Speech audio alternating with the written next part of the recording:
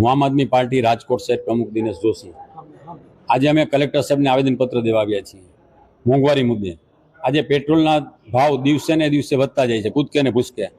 આજે ગૃહિણીનું બજેટ વિખાઈ ગયું છે, ખોરવાઈ ગયું છે। બકાલાના ભાવ જોવો, ટ્રક ટ્રેક્ટર બધાના જે વ્હીલ હોય સ્તંભી ગયા છે હાઈવે ઉપર। ખેડૂતોને એમ કહેવામાં આવે છે કે પેટ્રોલ જોતું હોય, ડીઝલ જોતું હોય તો તમારે ફરજિયાત ઓઇલ લેવું પડશે। આવું શા માટે? આજે તમને કહું કે દરેક વસ્તુના ભાવ વધતા જાય છે, ક્યાં વસ્તુના ભાવ નથી, રોજે રોજ વધતા જાય છે। આજે ખેડૂતો જે ખેતી કરે છે એને માટે એને જે બિયારણ જોતું હોય એના ભાવ વધ્યા છે, ઓલા બધી વસ્તુના ભાવ વધતા જાય છે। અમારી માંગણી છે આમ આદમી પાર્ટીની કે આ ભાવ ઘટાડવામાં આવે।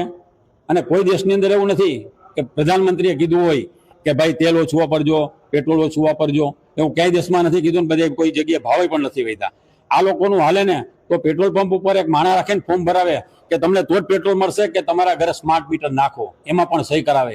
આ એવા લોકો છે। એટલે ભાજપ છે એની તાનાશાહી બહુ વધી ગઈ છે।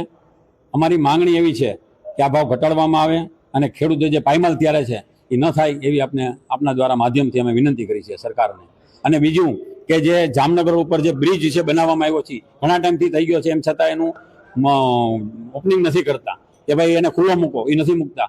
તો અમે અહીંથી રાજકોટ મ્યુનિસિપલ કમિશનરને રિક્વેસ્ટ કરીએ છીએ કે જો આવતીકાલે ખુલ્લો નહીં મુકાય તો પરમ દિવસે આમ આદમી પાર્ટીના હજારો કાર્યકરો એ બ્રિજ ખુલ્લો મૂકવા માટે સવારે 11 વાગે ત્યાં તમામ આમ આદમી પાર્ટીના હાજર રહેશે અને બ્રિજ ખુલ્લો મૂકવામાં આવશે। કારણ કે આ ભાજપના પૈસાથી નથી બન્યો, આ લોકોના જે ટેક્સના પૈસા છે એમાંથી બન્યો છે। તો મેયરની રાહ શા માટે જોવો છો?